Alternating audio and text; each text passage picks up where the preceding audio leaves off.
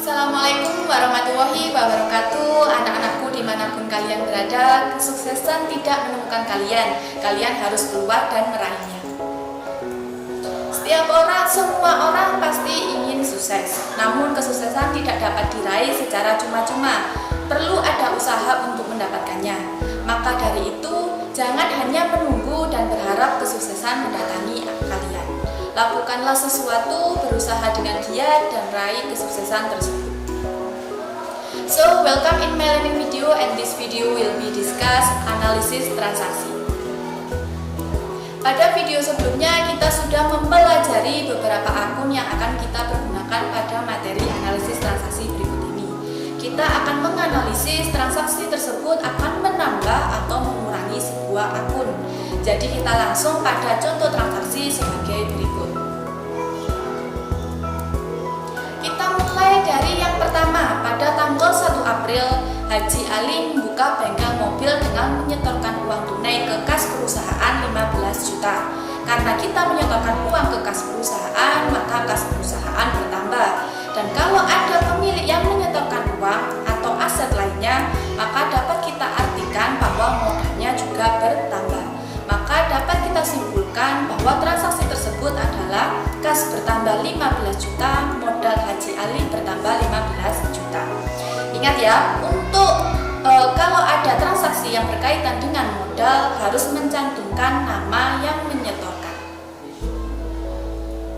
Selanjutnya tanggal 3 April dibeli tunai peralatan senilai 7.500.000. Karena kita membeli peralatan, maka peralatan kita bertambah. Dan karena kita membelinya secara tunai, maka uang kita berkurang dan kas berkurang. Jadi dapat kita simpulkan bahwa peralatan bertambah 7.500.000, kas berkurang 7.500.000. Selanjutnya tanggal 4 April dibeli perlengkapan 2 juta secara kredit. Karena kita membeli perlengkapan, maka perlengkapan kita bertambah. Dan karena kita membelinya secara kredit, maka kita punya utang. Dapat dikatakan utang kita bertambah. Jadi dapat kita simpulkan bahwa perlengkapan bertambah 2 juta, utang usaha bertambah 2 juta. Kalau utang harus ada tambahan keterangannya usaha, tidak boleh hanya utang begitu saja. Selanjutnya tanggal 5 April dibayar sewa tempat untuk 1 tahun sejumlah 1.500.000. Karena kita membayar, maka uang kita berkurang, otomatis kas berkurang. Dan kita membayar sewa untuk 1 tahun, maka dapat dikatakan sewa dibayar di muka kita bertambah. Kenapa kita harus menggunakan akun sewa dibayar di muka? Karena kita membayarnya tidak untuk saat ini saja, tetapi kita membayarnya untuk 1 tahun ke depan. Makanya harus ada kata dibayar di mukanya. Jadi dapat kita simpulkan bahwa sewa dibayar di muka bertambah 1.500.000, kas berkurang 1.500.000. Selanjutnya tanggal 8 April diterima tunai jasa servis sebesar 1.400.000. Karena kita menerima tunai, maka kita menerima uang dan berarti kas bertambah. Dan kita menerima uang dari jasa servis, maka dapat kita anggap kita menerima pendapatan dan pendapatan tersebut dari jasa yang kita lakukan. Jadi pendapatan jasa bertambah.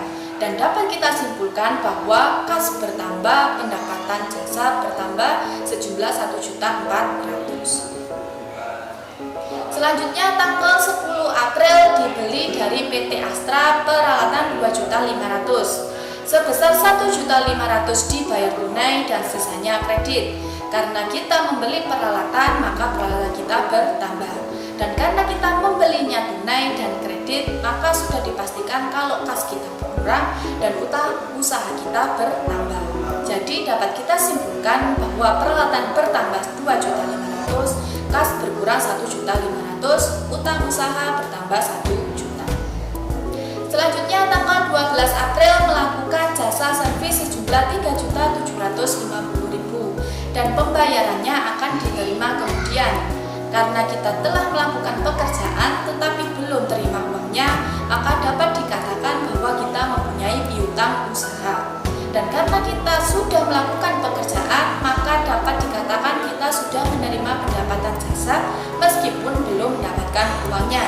Jadi dapat kita simpulkan bahwa piutang usaha bertambah 3.750.000, pendapatan jasa juga bertambah 3.750.000. Selanjutnya tanggal 15 April dibayar utang usaha kepada PT Astra 600.000. Karena kita membayar utang, otomatis uang kita berkurang. Dan karena utang dibayar, maka utang kita juga berkurang. Jadi dapat kita simpulkan bahwa kas berkurang 600.000, utang usaha berkurang 600.000.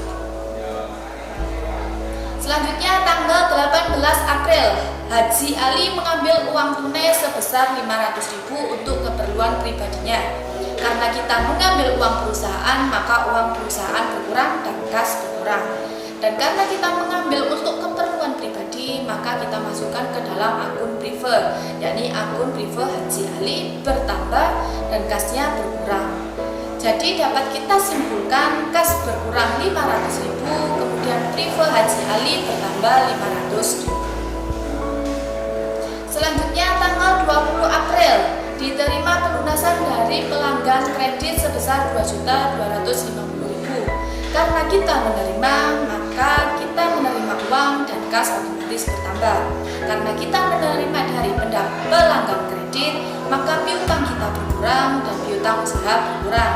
Jadi dapat kita simpulkan bahwa kas bertambah 2.250.000, piutang usaha berkurang 2.250.000. Selanjutnya tanggal 23 April dibayar beban iklan sebesar 300.000. Karena kita membayar, maka uang berkurang dan kas berkurang. Kita membayar untuk beban iklan, maka beban iklan kita bertambah. Jadi dapat kita simpulkan bahwa beban iklan bertambah 300.000, kas berkurang 300.000. Selanjutnya tanggal 25 April diterima komisi atas penjualan sebuah mobil 350.000. Karena kita menerima, maka kita menerima uang dan kas bertambah. Dan kita terima komisi, maka dapat kita anggap sebagai pendapatan komisi.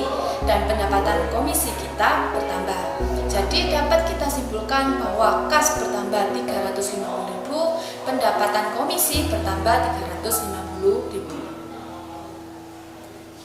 Selanjutnya tanggal 28 April dibayar beban gaji karyawan 875.000. Karena kita membayar, maka uang berkurang dan kas berkurang. Kita membayar untuk beban gaji, maka beban gaji kita bertambah. Jadi dapat kita simpulkan bahwa beban gaji bertambah 875.000, kas berkurang 875.000.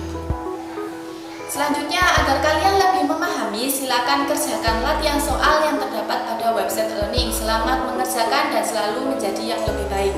Wassalamualaikum warahmatullahi wabarakatuh.